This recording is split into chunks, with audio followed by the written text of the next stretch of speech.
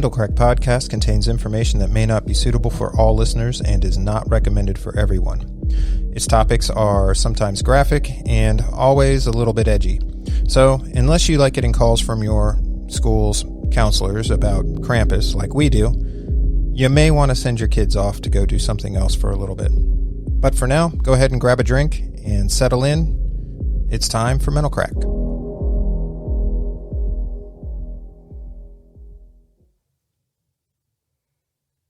Kedmila Falce, thank you for joining us or coming back to join us for Mental Crack, Killers, Cults, and Crimes with a proper drink on the side. This is a podcast where a true crime-obsessed and beer-nerdy wife and her whiskey and bourbon-loving husband talk about killers, cults, and other crimes while breaking down the psychology behind the madness. It's a special day, you guys. It's winter solstice. So we're going to switch gears a bit today going into the winter holiday season because, let's face it, this is the time of year to be on your best behavior, allegedly. And what better way to frighten your offspring into being good than with some good old-fashioned cautionary tales? But before we go into our topics, you know how we do it. So we are actually pairing some adult bevies with our topic, and today is going to be really fantastic as we feature many beers from Germany and Austria. It's a fun trip to the local beer store that Jenn had yesterday. She came back bearing gifts. Yeah, I did. And, you know, she has a really good selection here. So we have a fabulous six-pack here, and the selections today are the Otterringer Vienna Lager, the Schneiderweisse, Helleweisse, yeah, Grevensteiner Unfiltered Lager, Weihenstephaner. There we go. Yeah, Helles, Eyinger Celebrator Bavarian Doppelbock, which comes with a really cool ornament on the bottle. It does. Even not at Christmas. There was a period where I was buying those things, and I had like 20 or 30 of those little rams that are their mascot. Our daughter has so many of those that she's stolen. We won't talk about that now. So if you happen to be Child Protective Services, it wasn't me. No, it was the ornaments, and now she's on her best behavior because the holiday is here. Yep. So lastly, we have Gaffelkolsch, which is Jen's favorite because of the name Gaffel. Gonna have to gaffle you. So, and there is a bonus. Yep. I did a sixer plus a six-pack. Indeed. So the Franziskaner Weissebier is the backup, and it is also fabulous. For those of you that don't know, Jen's reference to gaffle actually comes from 90s hip-hop. It sure does. I've got mad Name hip-hop knowledge. Name that tune, Jenn. Do I have to? You might as well. Put it in the comments on YouTube. Okay, yeah. In for a penny, in for a pound, guys. That has nothing to do with the reference. So, also, since it's touted to be the most wonderful time of the year, we're going to pair these drinks with traditional German stollen. Stollen is a rich fruit bread cake from central Germany. It's especially from around the city of Dresden. The name is derived from an old High German word, stolo, which means support or post, and quite frankly, if you know fruitcake, most of them could work as a support or post, but that's probably not why. Doorstop, weapon. Yeah, blunt object. Roll your 20-sided die now for your damage for that one. The characteristic shape of stollen, it's oblong tapered at each end with a ridge down the center. It's said to represent the Christ child in swaddling cloths. Whence the name Christstollen. Dear 8-pound, 5-ounce baby Jesus wrapped in your golden diaper. Baby Stollen. Yeah, we haven't started drinking yet. It's been an odd week. We'll talk about that in a second. Actually, odd couple of weeks. But anyways, the Christstollen, sometimes that's the name that's given to it. The Dresden Stollen, now known internationally as a Christmas specialty, is made from a rich, sweet yeast dough mixed with milk, eggs, sugar, and butter, sometimes flavored with lemon, raisins, sultanas, currants, rum, or brandy, candied peel, and almonds are worked into the dough. So if there's not enough other stuff in there, there's a little bit of that in there as well. And they throw liquor in there just so you can stomach it once it's done, or you don't remember it. I'm not sure which way that works, but I think really the alcohol gets cooked off, so it's kind of a moot point. So anyways, after baking, the stollen is painted with melted butter and dusted with sugar. I love butter. Man, they work the hell out of that thing. Anyway, it may then be further decorated with candy fruits because if there's not enough in it, let's put some on the outside. Hells yeah. Yeah, anyway, so we're happy to be sharing the Winternacht Butter and Almond Stollen purchased from Aldi. Aldi. And not so well, actually, it may be German. I don't know where Aldi's from, but it's the poor man's gourmet store. Yeah, get ready for your shit to be thrown at you at the checkout. Yeah, that's going to happen. And also, if you have to go buy a hefty amount of things from there, bring a quarter, because otherwise, you ain't getting a trolley. It ain't happening. No carts unless you got a quarter. Actually, I was told on the way out the first day. My daughter and I went there, and we were a little surprised by that whole quarter into the slot so you can pop the card out from the rest of them. But the lady at the register did tell me that if we ever did not have a quarter, she would give us a quarter. And the reality is that back in the day, you could use a quarter to call somebody on a payphone, but not only are calls more expensive now, but I don't know the last time that I actually saw a payphone. Where the fuck are you going to find a payphone? I know, right? Dude, so, up in the shopping center by our house, they have the old English call boxes. Yeah. Ain't shit inside but a bench. No. No telephones for you. Yeah. Anyway, that being said, inflation's a bitch whenever the quarter is the new penny. And they're just giving them to you at the door so that you can go get a cart. Anyhow, that's my piece. We're way off topic now. We never do that, so we should probably rein ourselves in. Speak to me, Jen. Why, thank you. First thing I'm going to do is I'm going to pop open this Gaffel Kolsch. And I'm going to have the Otakringa Vienna Lager. And we're going totally cheap ass tonight. We don't even have glasses to pour this stuff in because... No, we do have glasses. There was a moment after the last episode. I'm not going to say anything, but he said enough. But there was no wine put behind ears. There wasn't, and that led to a whole thing, 2 weeks of a thing that we dealt with. Oh yeah. So before we get to the topic, we do apologize for the delay in getting this episode of the podcast to you. But as DeSerb said, our family was down with a sickness. Andy was kind enough to bring a souvenir of the Rona back from a business trip. He may have gotten it before then. And in all honesty, it's hard to tell who patient zero was in our house because I work in a high-risk facility. But nonetheless, Andy tested positive. Yours truly tested positive. And thankfully, our child tested negative. And our dogs tested stupid, which really had nothing to do with the Rona, just their behavior. Yeah, and we're not getting a retest on that either. Yeah. So bottom line, your girl here is able to go back to work tomorrow for one day until the holiday. But, it'll be nice to see other humans. I love my humans and my fur babies here. But I'll see other humans and see what kind of crap has gone on while I've been gone. Anyway. So with that, why don't you tell us what we're in for? What treats lie in store for us in this episode, Jen? Well, thank you for asking.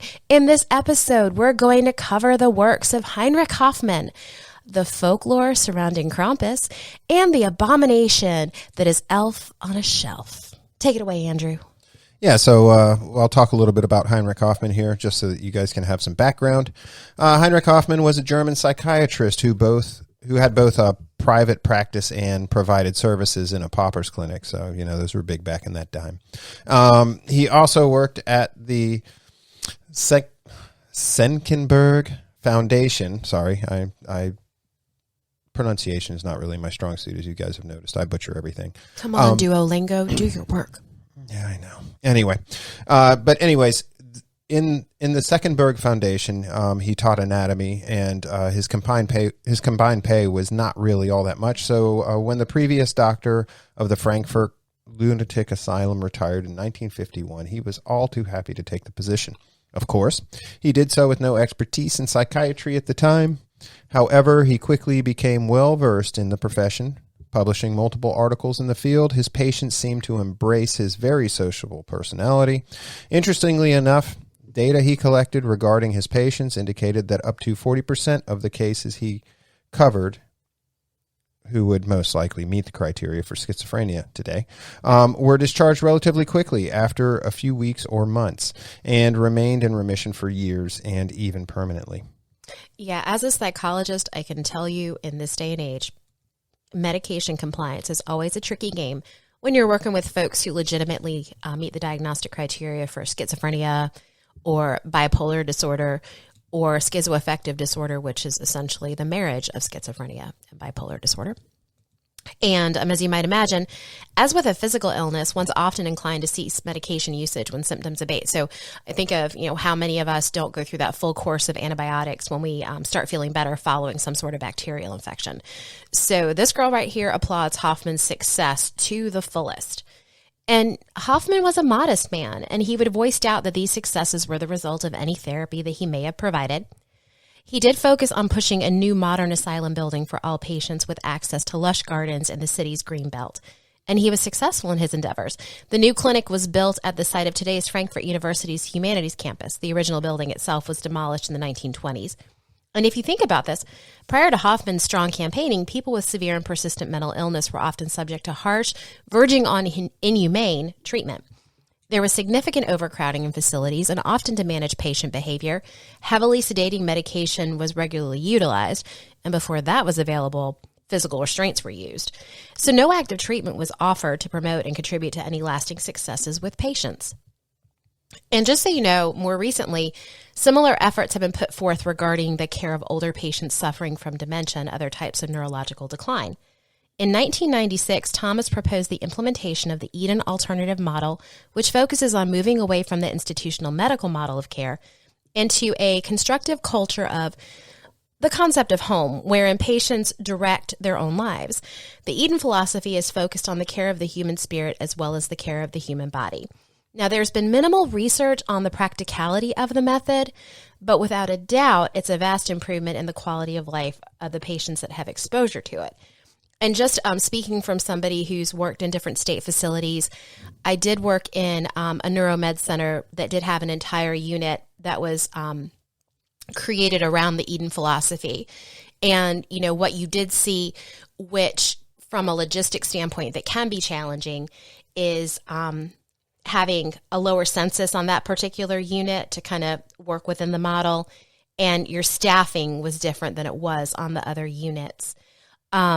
But definitely, I loved whenever I was working on that floor. They had their own dog and their own cat, and their dog, his belly dragged the floor because, all the patients were feeding him, half sandwiches and stuff. That dog made bank. That poor thing probably had diabetes.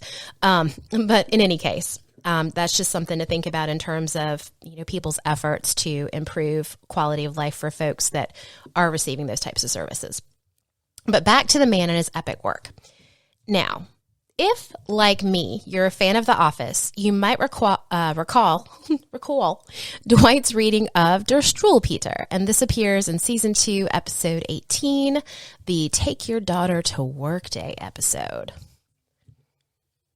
Sorry, I got to turn up my mic. I stole some stollen. Stollen. Yeah. All right. Sorry, let me finish chewing here real quick. How is that stollen? Is it good? Is it fruity? It is fruity. Not a huge fan of fruit stuff, but chewy. Amazing what you'll put up with while you're drinking.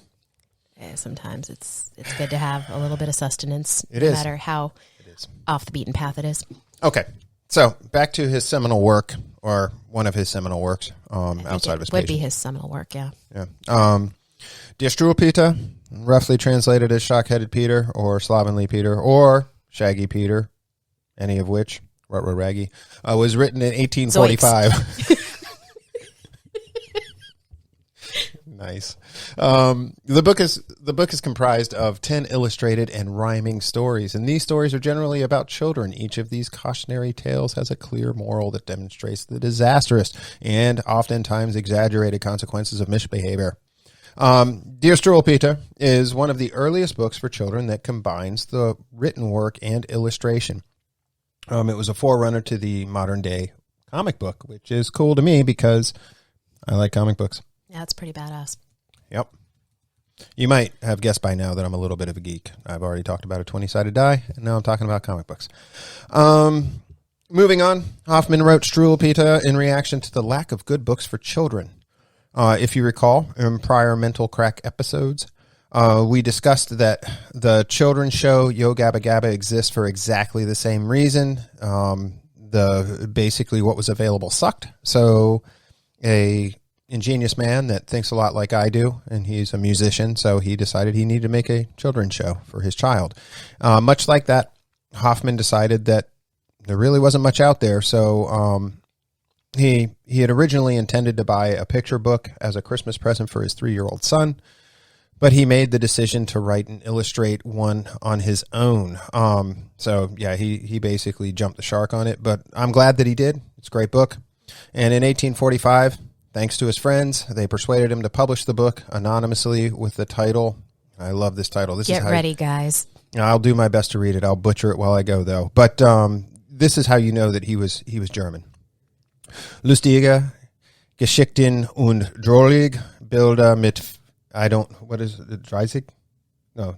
No. No, Dreizig is 35. 50. 50. Yeah. See? Sorry. Jumping languages. 50 schon kolierten Telfen für Kinder von 2, 3. 3 und 6. Yeah, 3 und 6.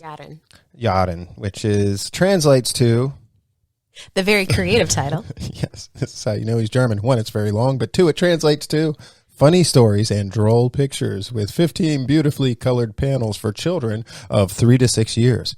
So he basically did what you find on the outside of boxes and toys for children today. Oh, yeah. And what I think is even better is some of the outcomes of this would be a little frightening to a 3-year-old. So you would...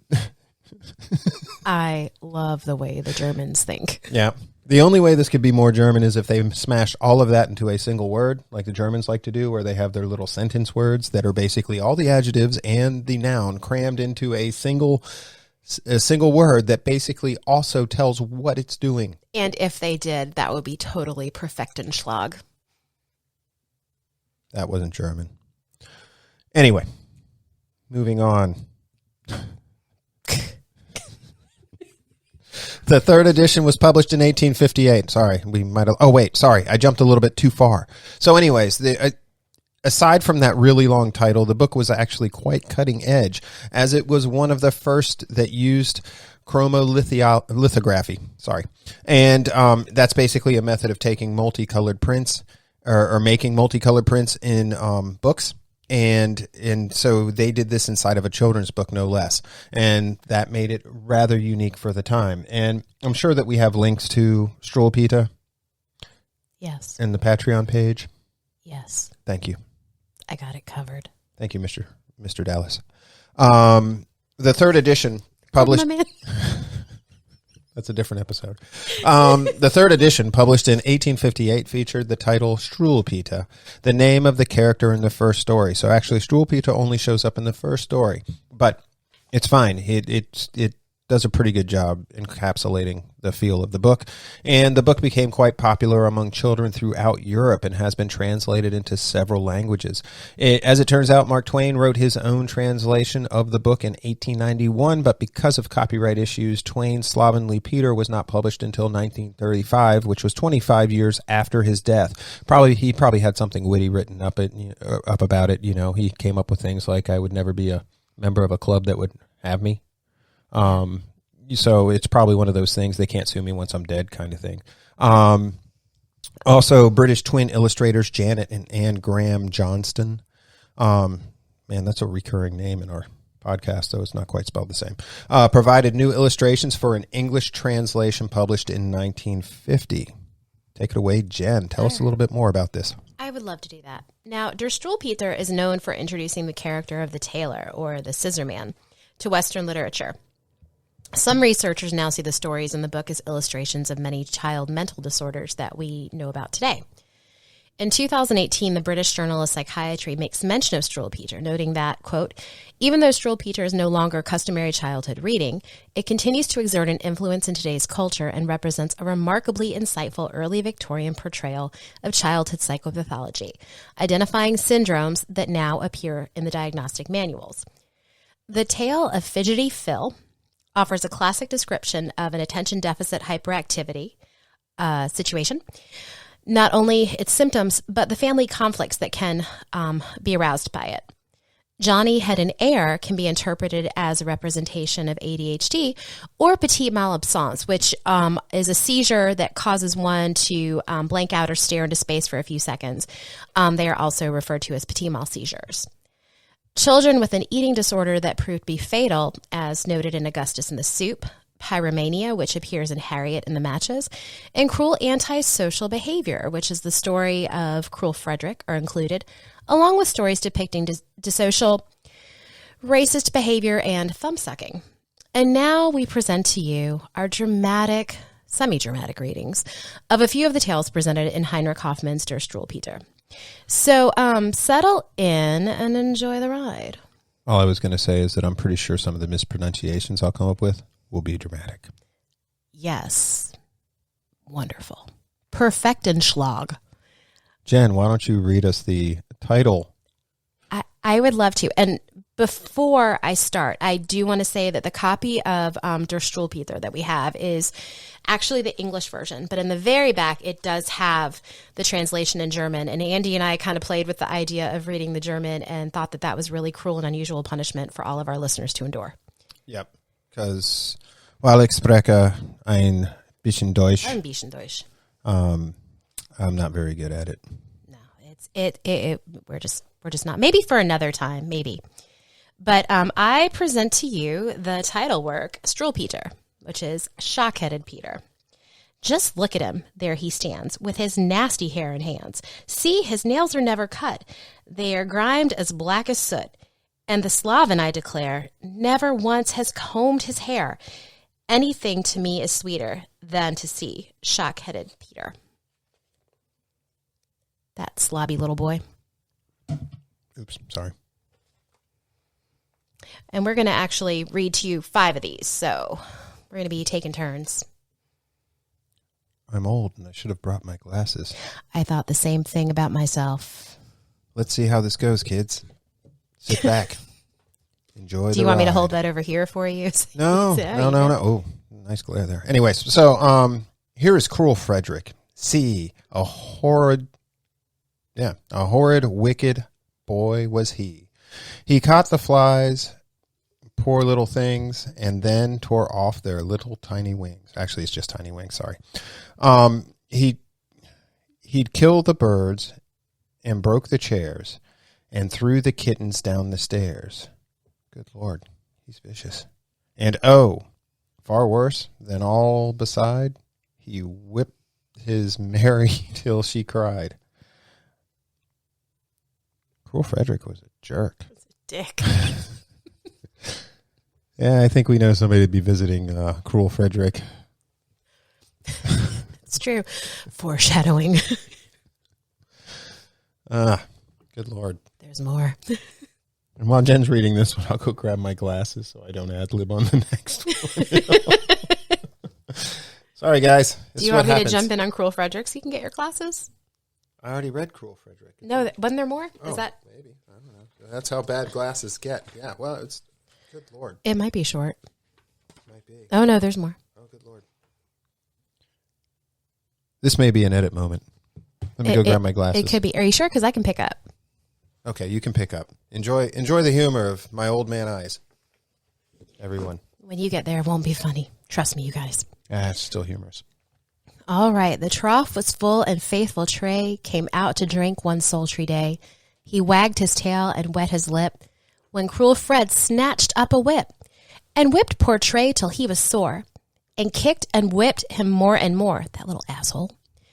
At this, good Tray grew very red, and growled and bit him till he bled. Good job, dog. Then you should only have been by to see how Fred did scream and cry. Vindication. So Frederick had to go to bed. His leg was very sore and red. The doctor came and shook his head, and made a very great to-do, to give him a nasty physic too. But good dog Tray is happy now. He has no time to say, bow wow. He seats himself in Frederick's chair, and laughs to see the nice things there. The soup he swallows sup by sup, and eats the pies and puddings up. All right. That was a total asshole. Yeah. Yeah. Yeah.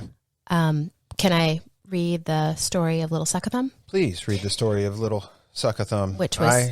I basically grabbed the Uno skip card because I had to go grab my glasses. Yeah, I didn't know if we were going to throw it on a reverse. No. Okay. So the little story of Suck-a-Thumb is semi-featured in the Office episode of Take Your Daughter to Work Day. All righty. The story of Little Suck-a-Thumb. One day, Mama said, "Conrad, dear, I must go out and leave you here. But mind now, Conrad, what I say. Don't suck your thumb while I'm away. The great tall tailor always comes to little boys that suck their thumbs, and ere they dream what he's about, he takes his great sharp scissors out and cuts their thumbs clean off. And then, you know, they never grow again." Mama had scarcely turned her back. The thumb was in. Alack, alack. The door flew open. In he ran, the great long red-legged scissor man. This guy's awesome. And caught out little Suck-a-Thumb. Snip, snip, snip. The scissors go, and Conrad cries out, "Oh, oh, oh."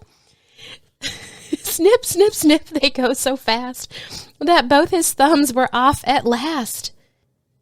Mama comes home. There Conrad stands and looks quite sad and shows his hands. "Ah," said Mama, "I knew he'd come to naughty little Suck-a-Thumb." Conrad can't open up doors anymore with round handles. No, he's pretty much rendered useless like dog paws. Yep. Can I just say at this point, I'm really happy our daughter was never a thumb sucker. Just gonna. Although I don't think that I would have thought twice about reading that tale to her. It's a great picture. It with the scissor man like running after him. Yeah. I mean, it looks like they're doing like some kind of weird ballet. It's beautiful. It's like a Pan's Labyrinth sort of ballet scene. Or what was it? It wasn't the box, was it? What? The one with the the movie that had the J-Lo movie? Yeah, the J-Lo movie. Oh, yeah. Where she was going after the... Okay, I tell you what, read the story and I'll find it. Yeah. Okay, fair enough. All right. So I am getting ready to read the story of Augustus, who would not have any soup, which is kind of the exact opposite of Augustus Gloop. Augustus was a chubby lad. Yeah, sorry. I'm leaning back because there's a little bit of a glare. Okay. Augustus was a chubby lad, fat, ruddy cheeks Augustus had, and everybody saw with joy the plump and hearty, healthy boy. He ate and drank as he was told, and never let his soup get cold. But one day, one cold winter's day, he screamed out, "Take the soup away. Oh, take the nasty soup away. I won't have any soup today." Next day, now look, the picture shows how lank and lean Augustus grows. Yet, though he feels so weak and ill, the naughty fellow cries out still, "Not any soup for me, I say. Oh, take the nasty soup away. I won't have any soup today." The third day comes. Oh, what a sin, to make himself so pale and thin. Yet when the soup is put on the table, he screams as loud as he is able, "Not any soup for me, I say. Oh, take the nasty soup away. I won't have any soup today." Look at him, now the fourth day's come. He scarcely weighs a sugar plum.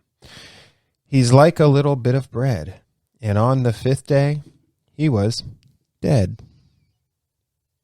Oh. Oh no. Oh bother. Oh dear. That's awesome. There's like one of the things I really do like about the way that Hoffmann writes, like that poem could be a song. Maybe I should make it into a song. But that poem reminds me a bit of like Shel Silverstein style writing. Oh yeah. The other thing that I would say is the illustrations in this book are awesome. They are totally worth looking at. I will. I got this off of Amazon, so I'm going to go ahead and throw that link in the Patreon page so you guys can go directly to it. The movie Andy was referencing was Selena. I'm just kidding. It was The Cell.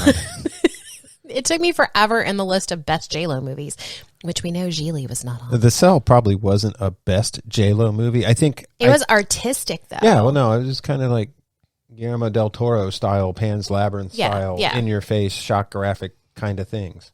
But I enjoyed watching that movie, at least the first couple times. It was good. Yeah. It was good. All right, shall we move on? This is the final story, the story of Fidgety Philip. That Fidgety Philip. He is a little fidgety fuck. All right, let me see. This is the poem. Let me see if Philip can be a little gentleman. Let me see if he is able to sit still for once at table. Thus Papa bade Phil behave, and Mama looked very grave. But Fidgety Phil, he won't sit still. He wriggles and giggles, and then I declare, swings backwards and forwards and tilts up his chair. Just like any rocking horse. Philip, I am getting cross. See the naughty restless child growing still more rude and wild till his chair falls over quite. Philip screams with all his might. Catches at the cloth, but then that makes matters worse again. Down upon the ground they fall, glasses, plates, knives, forks, and all. How Mama did fret and frown when she saw them tumbling down, and Papa made such a face. Philip is a sad disgrace. Philip has the best hair. Here, I'm showing Andy right now. He's like Sideshow Bob, but a younger version with that hair. Yeah, kind of. Kind of. Or maybe Carrot Top. I'm more with the Carrot Top, less muscles though. Where is Philip? Where is he? Fairly covered up, you see. Cloth and all are lying on him. He is pulled down all upon him. What a terrible to-do. Dishes, glasses, snapped in two. Here a knife and there a fork. Philip, this is cruel work. Table all so bare, and poor Papa and poor Mama look quite cross and wonder how they shall make their dinner now. Marital stress and strife, parenting stress and strife, all right there in this poem. Andy, thoughts on Heinrich Hoffmann's brilliant work? I really do believe that a lot of his stuff informed later art. So like Shel Silverstein, like you were talking about. Edward Gorey, yeah. That's actually, I don't have any tattoos, but there was a long time, and it still may happen, where I was looking at getting the title page for the Grimly Snatched Teenies with the British version of Death holding the umbrella over all the ABC kids. That's an awesome picture. It is a great picture, but my concern is that the tattoo artist would want to make it theirs a little bit, and that would scare me a little bit, because Edward Gorey is one of my all-time favorite line artists. Additionally, you've got the Scissor Man, which the other person that I think probably was influenced by this a little bit would have been Tim Burton. Edward Scissorhands. Yeah. Yeah, there's some a lot of different articles out there on the web about the possibility of that being a potential inspiration. Yep. And I still think it's funny that these were suggested for a 3-year-old through 6-year-old. By a German psychiatrist. Germans are pretty... And actually, with where we're going next, that actually kind of speaks to the German psyche and pulling no punches when it comes to the little ones. True story. Are we ready to move on? I'm ready when you are. Well, what's your take on these? I do think it's like dead on that a lot of what's being portrayed in the different tales are very representative of childhood psychopathology. I do like that the tale of Fidgety Philip includes the fact that the child's behavior, which is out of control, really does negatively affect the family dynamic as a whole. In working with different child populations, you tend to see kind of common frustration behaviors in their parents that can sometimes impair the efficacy of treatment. But at the same token, what you are seeing is parents that are at wit's end. Yeah. And so I do like that he put that consideration out there. Yeah, it was unlike the other stories. It wasn't just, Augustus died. Right. Which doesn't reflect on what happened to the family when Augustus died. It just reflects on Augustus. He just died. And that one closes out with, actually, the child, the worst thing that happens to the child is he ends up getting a bunch of food and plates and stuff spilled on him on top of the tablecloth. I think he lives through it from everything I gathered. And the parents are the worst part of it. I was going to say the part that gets me too is it's just like, yeah, the child's fine, right? He's fine. Of course, his behavior is unmanageable. And That seems like a cautionary tale for parents. Kids in that one. It's a story of birth control. But all I'm saying too is, I kind of think of it from the perspective, this is a family that might not have the ability to put something substantial on the table every night. Yep. And anyway, so that's something I really do like. And again, you guys, if you have the opportunity to read and see the illustrations, I think that this is a book you'll really appreciate. For a 3-year-old, for a 30-year-old, I think into this day and age, 3-year-old's probably pushing it. And he's definitely not an Alphonse Mucha style artist, because our kids are soft. But he's done. That's very true. Too soft. But he's done a very good job of illustrating, and yeah. Yeah, so guys, check it out. But again, I'll put that link on the Patreon for at least the Amazon link. But anyway, so I guess now we'll move on to our next topic on the agenda. Yeah, so we're now going to switch to a topic that actually I mentioned in the disclaimer, probably with too many pauses around it, but it is actually it's one of those things that the events were based on a real occurrence, and we'll flesh that out in a little bit. Yep, we will. So with that, let's go ahead and talk about the absolute brilliance and greatness that is Krampus. First off, we're not going to do what the teacher and school counselor did, consult Wikipedia. Whenever we have questions about something, the best course of action is to refer to the most reputable source on the internet, folks. I put greater faith in Urban Dictionary in most cases, just saying. Wikipedia is oftentimes fairly well informed, but it's also a land of misinformation. Well, and the fact that you can go in there and just edit whatever you want. Whatever you want to say, whatever crazy ass bullshit is on your mind at that time. And so it depends on how politically charged something is, or good, bad, / what kind of religious connotations go around it. So be an informed consumer when it comes to research. With anything. And definitely do your fact checking, folks. With anything. Always. Okay. You know somebody? This has been my favorite saying ever since I got into serialization of pharmaceutical product. What? Trust but verify. Trust that what you're getting is good, but then verify it anyway. Oh, as opposed to my motto in life, which is trust no one. Yeah. Well, you got to build trusted relationships in everything in life, right? That's how you build up who you want to get information from. That's how you build up who you want to talk to and everything else. So trust, but verify your sources. Hopefully you guys are verifying me, and you'll realize that a lot of times I say things that are pretty damn close to being accurate, but not quite accurate. They're off by just a smidge, a spring smidge, as Jen likes to say. So with that, I got Jen with something in her mouth. She's laughing now, trying to keep from choking. That's awesome. So with that, we're going to go ahead and start talking about Krampus now that we've dropped down another rabbit hole. Apologize again. I think we're going to rename this podcast down the and rabbit just hole. Call it Rabbit Holes. Yep, down the rabbit holes. I so liked Mental Crack, though. The Great Tangent. The Tangent. The Great Tangent Express. Yeah. So anyways, Krampus is known in multiple cultures by various names, including Knecht Ruprecht and Belschnickel in Germany and Austria. Yes.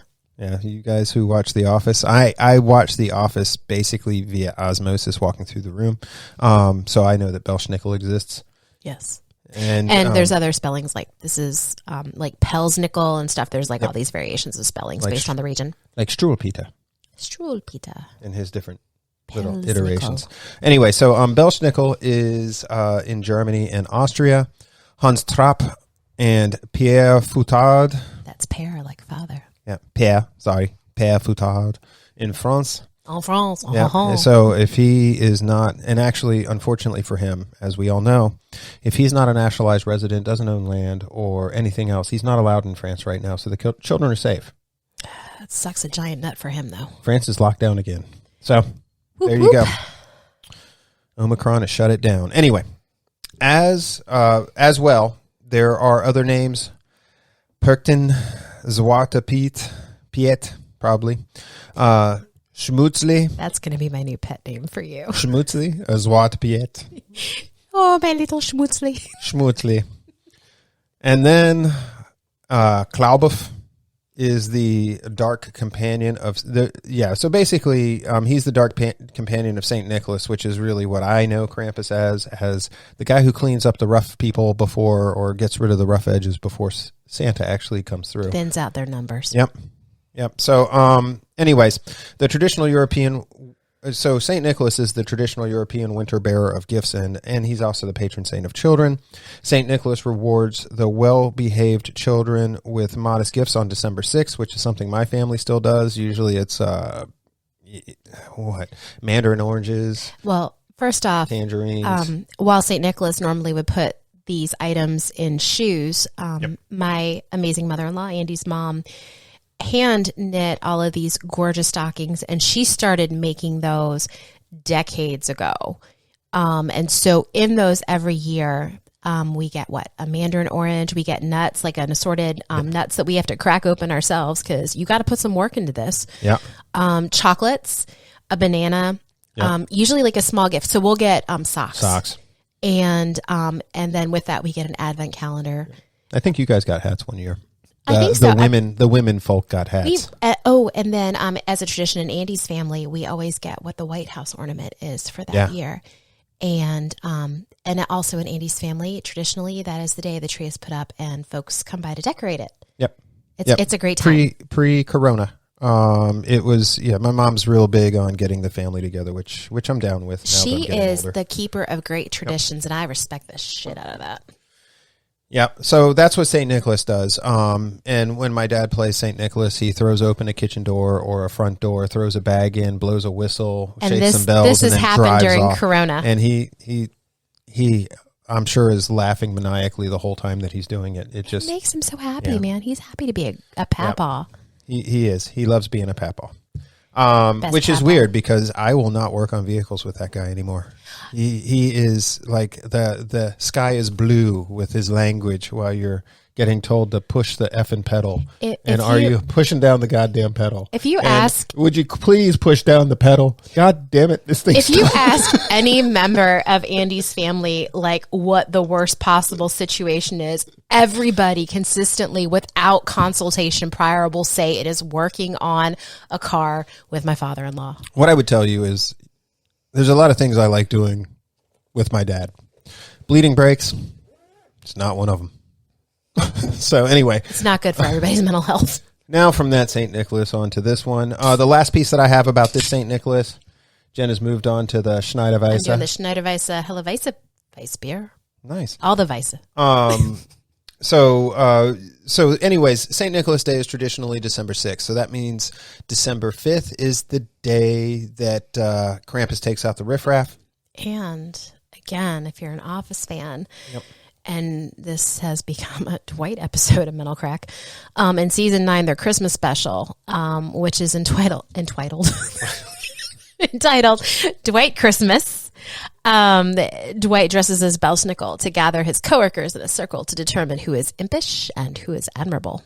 Yep. And I will say that Belsnickel, in Dwight form, is on my Christmas stocking, as well as one of the ornaments on our tree. Yep. And we have 2 Krampi. I guess it's Krampuses or Krampi. What, the plush Krampus? Yeah. Yes, we do, and their names are Bill and Ted. Yeah, after the Most Excellent Adventure. Most Excellent Krampus. Every 5th of December is a Most Excellent Adventure for them. I mean, who doesn't want to? Anyway, I'll let Jen get into that. Go. I guess we're down to where Krampus' name is derived. Yes. So, anyways, the Krampus name is derived from the German word Krampen, meaning claw, and is said to be the son of Hel in Norse mythology. Krampus is typically pictured as, well, a classic devil, which is probably why the school counselor calls us. Yeah. Anyway, but he has horns, cloven hooves. He's got a monstrous Gene Simmons-like tongue, and may also be spotted as a sinister gentleman clothed in black, or even a hairy man-beast. Also, like Gene Simmons. For real. Mm-hmm. That man has a carpet on him.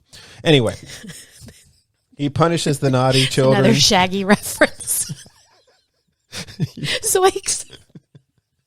Sorry. Woo. Killing me, Jen. So he punishes the naughty children, swatting them with birch switches and rusty chains before tossing them into baskets and dragging them to hell. Get that, you little fuckers. For those of you that watch The Thirsty Traveler, not unlike the sauna episode where he was in Russia. But it was flogging with olive branches. Yes, flogging. Flogging for peace. Yeah. Excellent. All right. And for those captured by Klabuff, they become the main ingredient in holiday pies. Which actually pies have turned into a tradition for us around Krampusnacht as well. Yes, it always made me question the mincemeat pies that will appear on the buffet. We don't do that so much, but anyway, we'll get into that a little bit later. We've done. I've mentioned it in there. So, yeah. So Krampus's feast night is celebrated on December 5th, as we said, and it's the eve of Saint Nicholas Day or Nikolastag. This festival is called Krampusnacht and is often celebrated by partygoers dressing as devils, wild men, and witches. Costume participants in Austria, Northern Italy, Germany, Hungary, Slovenia, and the Czech Republic participate in Krampuslauf, or the Krampus Run. And during this run, devils, some intoxicated, bearing torches, run through the streets, terrifying young and old spectators alike. Krampusnacht is gaining a foothold in other countries, such as Finland and France, because who doesn't want to have a good time running around with torches and branches and scaring people? While potentially intoxicated. No cautionary tales there. Yeah, unlike the running of the bulls, you're not going to get run over by anything bigger and meaner than you are, which is always might become a flambe. Yes, exactly. And here in the U.S., it's the human marshmallow. And here in the U.S., many states have their own Krampusnacht festivities. Here. As we celebrate Krampusnacht each year, and our child has known of this creature from day one, we have had the occasion of attending 2 Krampusnacht DC events. We have a small dog whining outside. Yodeling. Yeah. 1 second, please. Sorry. You want me to crack the door for a second? Okay. Just following on what Andy said. I've got it.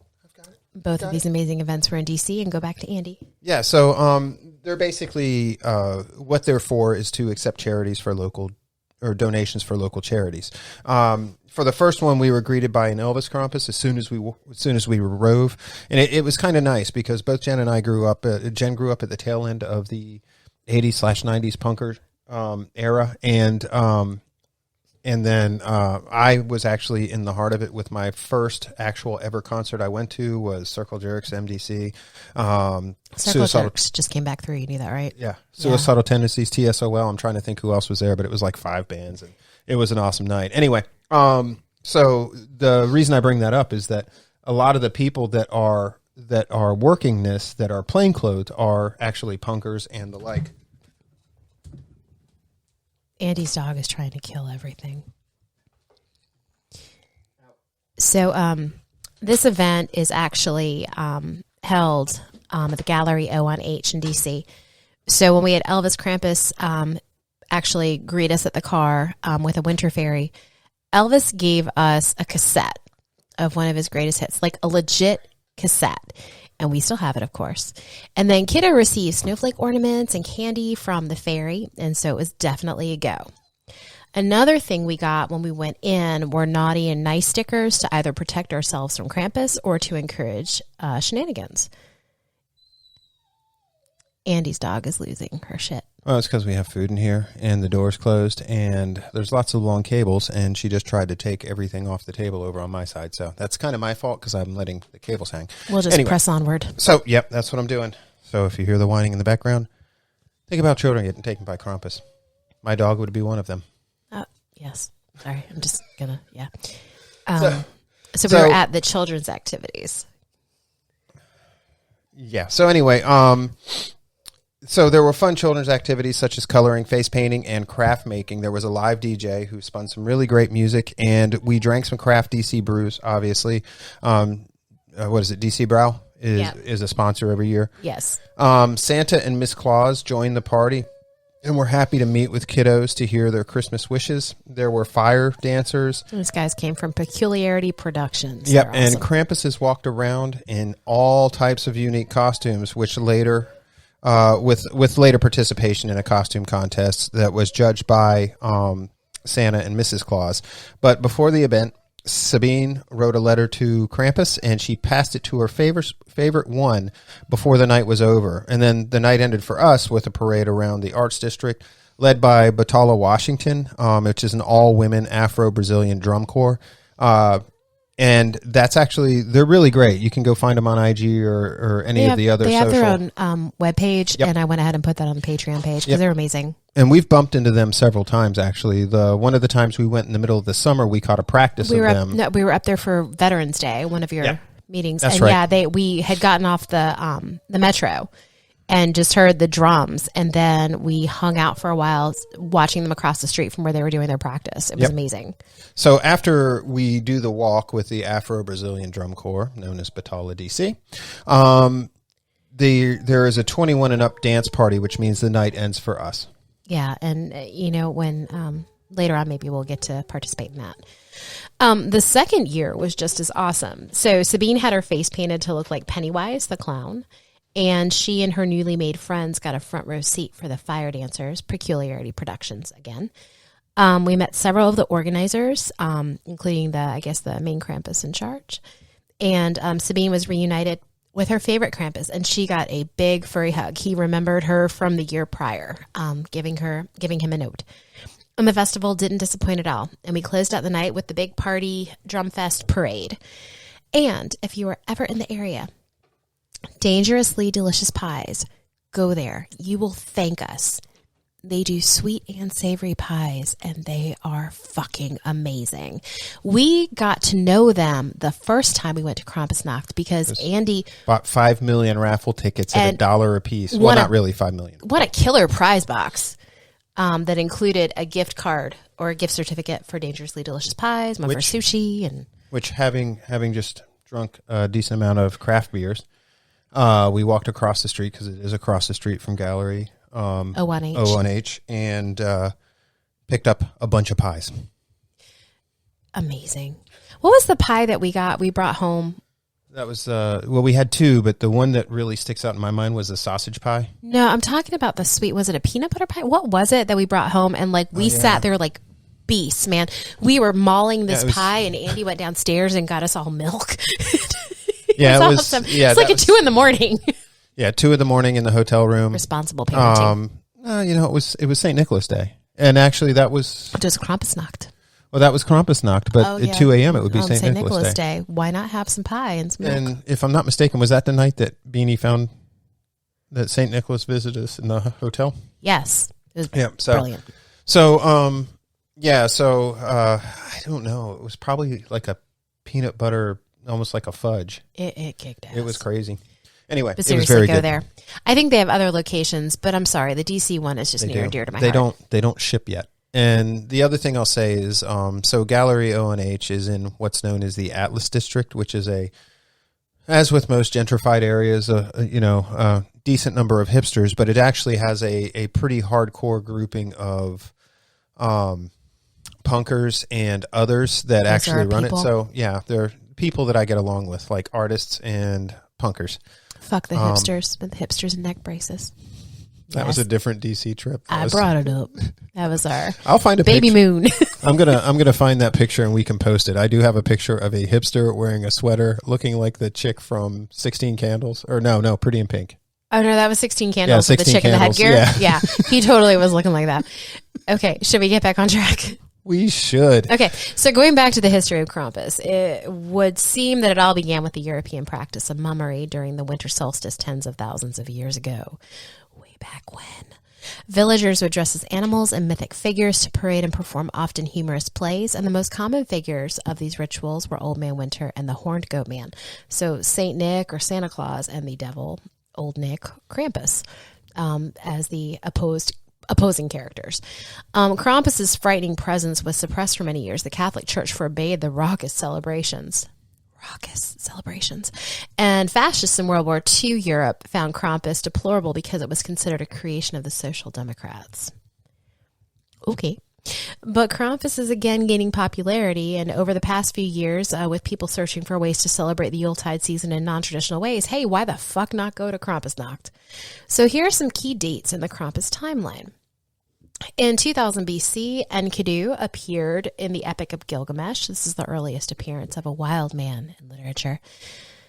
And in my head right now, I have the really horrible video for Wild Boys by Duran Duran. And I need to move to the next one.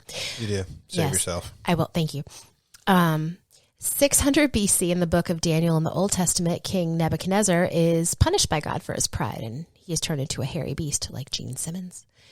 In 217. Or like Morpheus in The Matrix. Brilliant. In 217 reach. BC, Saturnalia is introduced as a winter celebration in Rome, marked by gift-giving, wild parties, and a reversal of the normal social roles of master and slave. And again, here comes the song, Master and Servant by Depeche Mode. Move along, Jen. It's a good song. It is. And 4th century AD, due to Roman influences, many Germanic tribes, such as the Goths and Vandals, convert to Christianity, with their pagan traditions surviving in small villages in the Alps that the church cannot penetrate. 17th century AD, Knecht Ruprecht appears as a figure in a Nuremberg Christmas procession. In 1810, the Brothers Grimm began publishing Germanic folktales as stories, making a resurgence of Germanic pagan folklore. Early 19th century, holiday postcards from Germany, Austria, and other parts of Europe feature holiday greetings from none other than Krampus and other companions of St. Nicholas. Also in the early 19th century, Germanic and Dutch immigrants to the United States popularized the Belsnickel traditions in Pennsylvania, which is where the office takes place in Scranton. Yep. As well as Maryland and as far west as Indiana.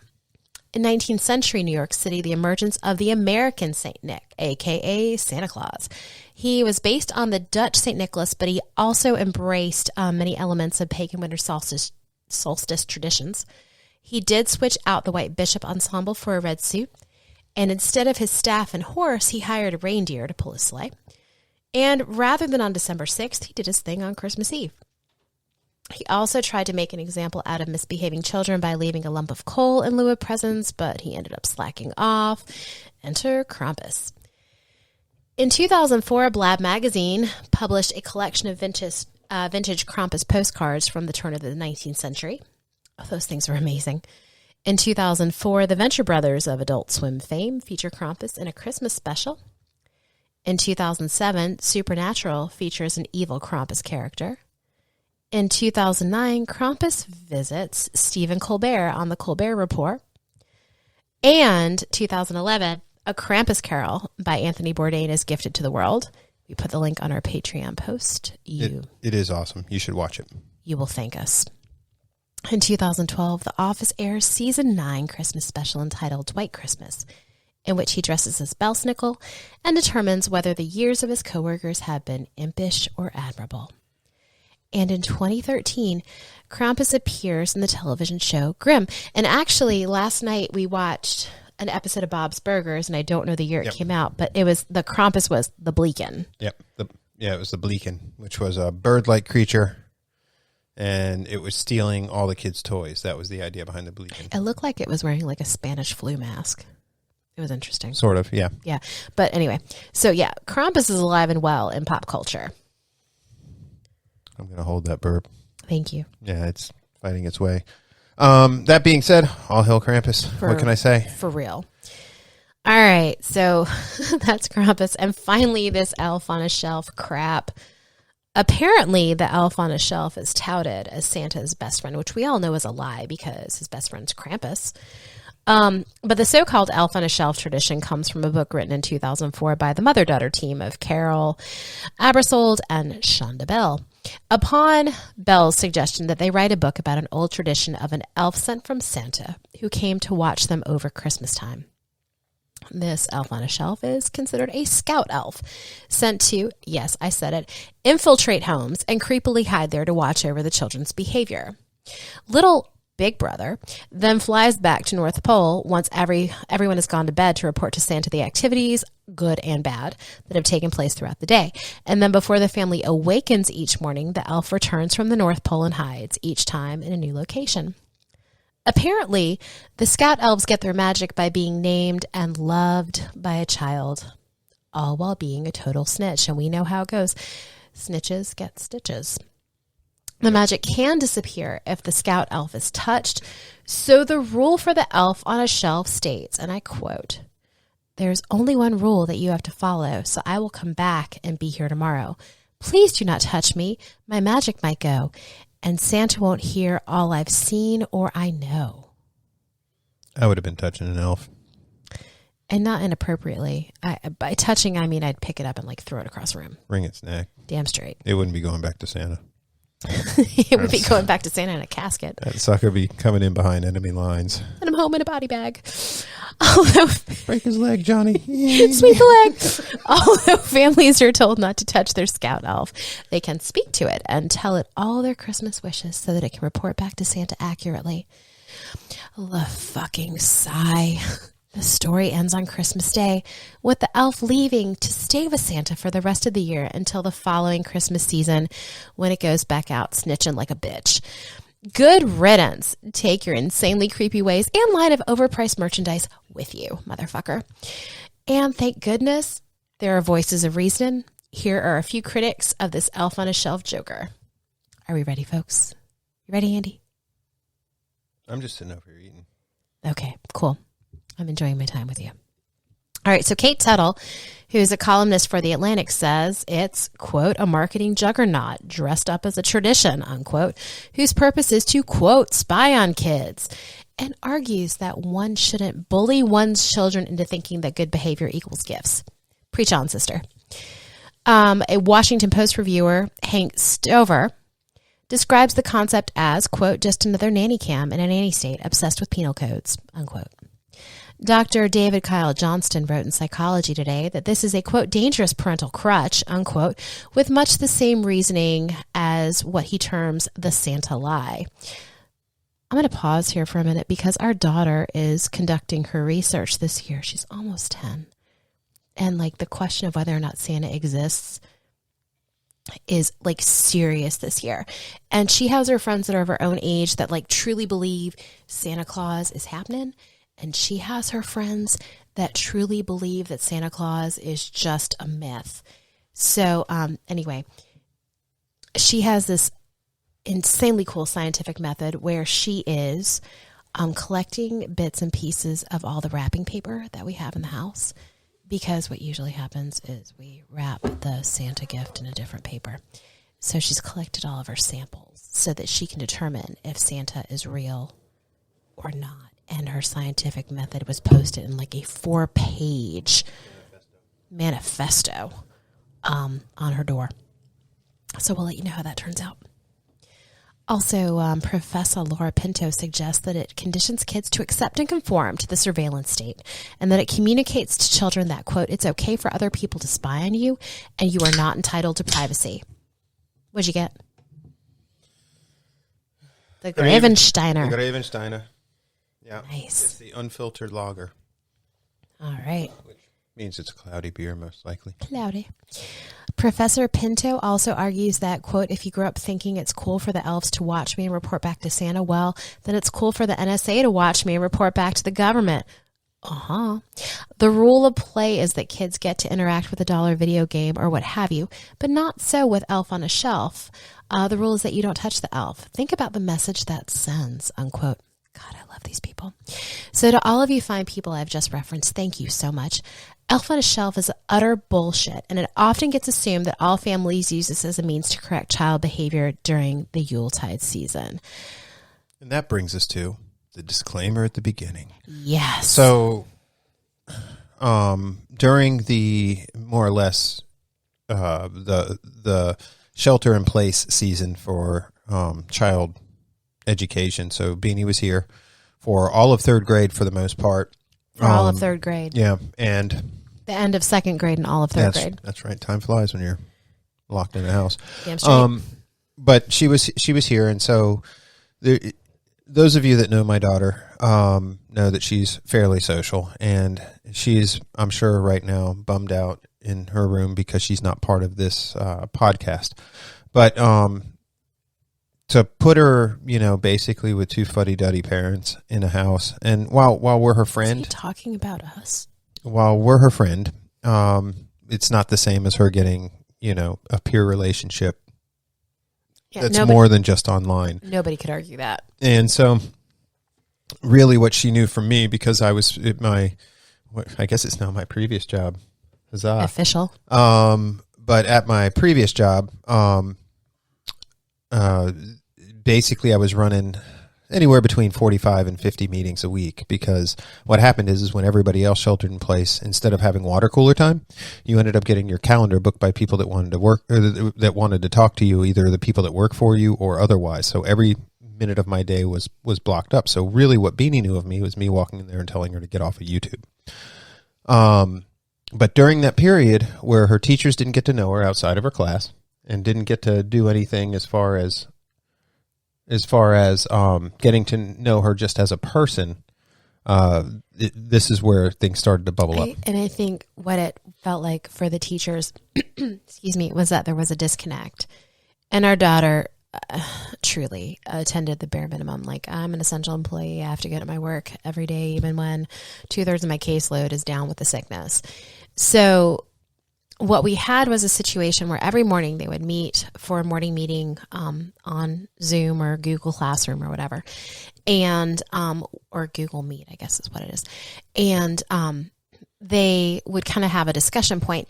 So around Christmas time, the teacher was like, so, hey, everybody, tell me about your elves on a shelf, which for me initially was problematic. And I'm not that like uppity Karen kind of bitch most of the time. Thank you. Yeah, I qualified that. But the fact that one makes an assumption that, Elf on a Shelf's related to Christmas. So until Andy talks about what's going on next, there's that like belief that everybody in your grouping has some sort of Christian something. Yeah. Right. But when like she went and called everybody, she called on Kiddo, and Kiddo was like, we don't do Elf on a Shelf. Elf on a Shelf is creepy. Like, we celebrate Krampus. Right. And so the teacher, not having any or very limited knowledge of Krampus, goes and looks it up on Wikipedia, and basically comes back with the conception that Krampus is a devil. And we're devil worshiping. And probably that we're devil worshipers, right? So she takes it to the school counselor, who calls, and who answers the call but the psychologist. And she reads to me what she is aware that Krampus is. And then I have to call her out and be like, so that's like the first 2 sentences of the Wikipedia introduction for Krampus. And she's like, well, yeah. I was like, so, yeah, no. First of all, I don't like that folks are making assumptions about the family. And even if the assumptions are correct, it's really not anybody's business, because we're not harming our child. Our child is very much not harmed and is a very well-grounded individual. And then I actually had to school her on the Germanic folklore and Germanic culture. And I'm German. Well, get to know your culture, man. So anyway, at the end of the day, Andy was super happy that I was the one who took the call. And he's looking at me, but you liked when I took the counselor calls because I could put everything in perspective for her. Sometimes you liked when I took the counselor calls. Well, because I was tired of Just saying. I'm tired of the ignorance, man. Like, tired of it. You kind of hear it in a counselor's voice, and they're like, okay, blah, blah, blah. I'm like, well, hey, first off, I'm a psychologist. And they're like, oh. Anyway, so that's really the story behind our disclaimer. So we didn't get any more calls from the counselor for the remainder of the school year. Not on that anyway. I don't think we had any more after that. There was the one that you're thinking of happened before that. Oh, okay. Yeah. Okay. Anyway, so back to our Krampus presentation. Yes. I'm sorry, Elf on a Shelf. Sorry. The presentation, since we're making up words tonight. Oh, shit. Okay, go. Anyway, moving on. As we said, there's not just Elf on a Shelf. There's other variations that exist that are similar to Elf on the Shelf, but not quite the same. One of those is the Mensch on a Bench. which is a Jewish counterpart that looks a bit like a rabbi or Hasidic Jew. Hell yeah. And it's based on the book of the same name that was written in 2011 by Jewish father Neil Hoffmann, former Hasbro toy marketing executive, and Rob Foster. It's become a Hanukkah tradition, in fact. Cody Decker, the starting left fielder for Team Israel in the 2017 World Baseball Classic, brought the team's mascot, a 5-foot version of Mensch on a Bench, with him to Asia from the United States for the World Baseball Classic. Cody Decker, I salute you, sir. That's awesome. So the mascot proved to be a big hit. Of course, there is always the question, like with many mascots, of if it's offensive. I'm sure it is to someone somewhere. Pitcher Gabe Kramer said, the Mensch on a Bench is a symbol we can really rally around as a team. Hell yeah. We are proud to be Jewish, but we know how to make and take a joke, something Jews have a long history of doing. The Mensch is a great way to have fun in the dugout while reminding us why we're here and who we're representing. With that, we'll go ahead and stick with Krampus personally on our side. So Krampus in the corner is a kind of our deal. That's where we're at with it, and thank you very much for all the other things that people want us to follow. We're going to stick with Krampus.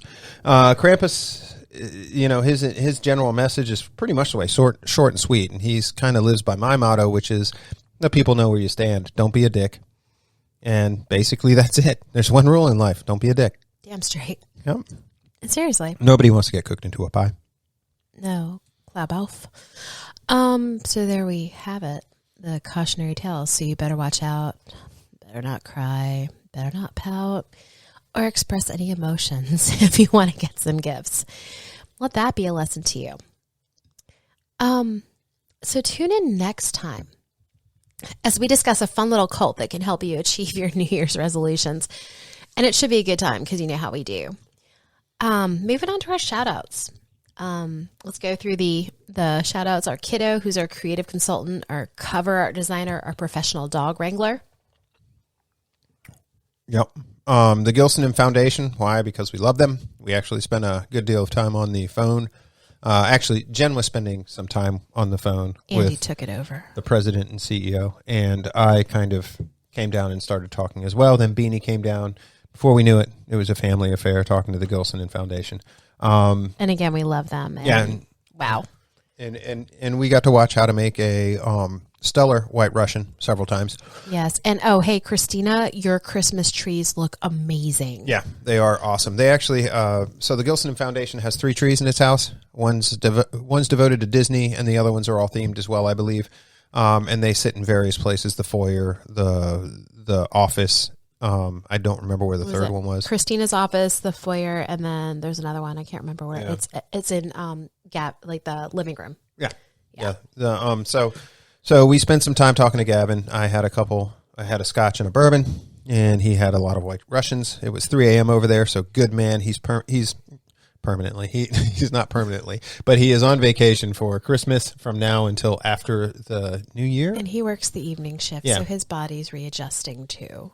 Yeah, he had mentioned that he was putting it off a couple days as far as letting his clock get set back to the regular days. But as always, bless the Gilson Foundation. Yep. All right, Kristen Harris and Eat Trivia. Of course, you can find them on Facebook and Instagram. Eat hosts many types of virtual trivia games like Wrong Answers Only and topic-specific games like The Office, Friends, Schitt's Creek, Parks and Recreation, The Good Place, Harry Potter. So take a look at them on socials and then join us, the Trivia Cult. It'll be a super fun time, I promise. Tickets are available via Eventbrite, so go on, get to it. December's been kind of a funky month for Eat Trivia. But I'm thinking when the calendar page turns to January, we'll be back with lots of great trivia activities for folks and games for them to participate in. And Mental Crack is doing their best to sponsor one game per month. So we'll do our best to get that information out to you on our socials. And quick shout out to Last of the Real podcast. These guys are on YouTube, and they are always a lot of fun. We had the privilege of being interviewed by them back in November, and they were kind enough even against their better judgment, most likely, to invite us back for their Christmas special.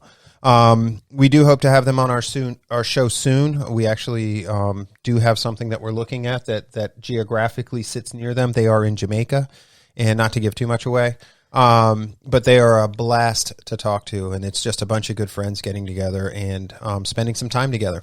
Yeah, they're amazing folks, and we were so happy to be able to talk to them again. So please look them up. They are on YouTube. So it's Last DID Real Podcast, and take a moment, take a listen. Various topics of interest. There's something there for everybody. And please subscribe, like, all that good stuff. Support these guys. They're busting ass on this podcast, and it's really a lot of fun, and they're just real good people. So, hey guys, thank you for listening. This podcast is available on multiple streaming services that include Spotify, Apple Podcasts, Google Podcasts, Breaker, Pocket Casts, and Radio Public via Anchor by Spotify. And we are now on YouTube. So check out our channel, which is Mental Crack. So like, subscribe, all that good stuff. Yep. And you should really read the next line, because that's about me. I just like that you came with a yep. Yep. And much to yep about is that our producer is Andy Meyer. That's me. Some days. I got a little crazy on the editing last time after the Great Wine fiasco. But it was a good time. It helped me cope. Things were good. We promised we weren't going to talk about it any further. No, you promised that you didn't want to hear about it. Can we stop? Anyway, so I'm telling Krampus on you. Moving on from there, just make sure that you email us at mentalcrack. That's mentalcric, and folks at gmail.com. Yeah, sorry to interrupt. I'm just going to say, coming in January, we're going to have some great T-shirt giveaways and other cool stuff. So that's going to be key information for you right there. 100%. Also, connect with us on Instagram at Mental Crack, spelled the same way as I just spelled it, and on Facebook, Mental Crack, the podcast. Go